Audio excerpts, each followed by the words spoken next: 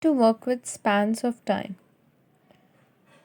Span is the difference between two times.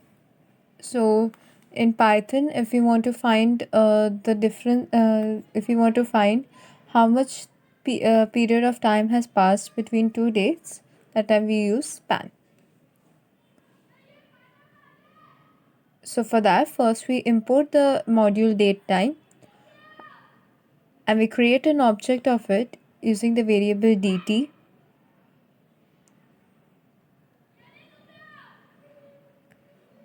So we write datetime.datetime.now.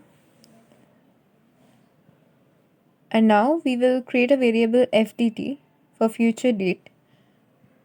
And we write dt plus datetime dot time delta days 365. In this case, time delta is used to find the span of to find the span of time between the two dates. So within the brackets you write how much span of time you want between the two dates. Now we are going to find the purpose of this code is to find the future date provided given the span of time and the current date. So now we can print the future date and see how much time will pass. So it will be, so today is 17/12/2020 and 1 year later it will be 17/12/2021. Now we find the past date. So for that we are just changing the variable name to pdt, and we are, instead of plus like we did before, we are going to minus the time.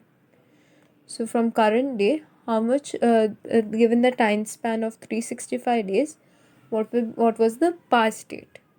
So we print today's date dt and past date pdt.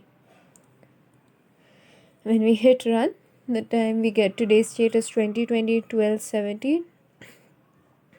The past date was 18/12/2019. That's because 2020 is a leap year. Hence, the number of the day has shifted by 1. Just to show what only the time delta looks like, write pdt is equal to datetime dot delta, and now I'll print this time span.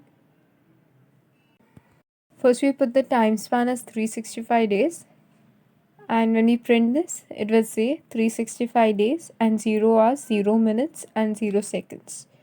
Next, if we keep it blank, the 365 days is erased and it's only 0 hours 0 minutes and 0 seconds.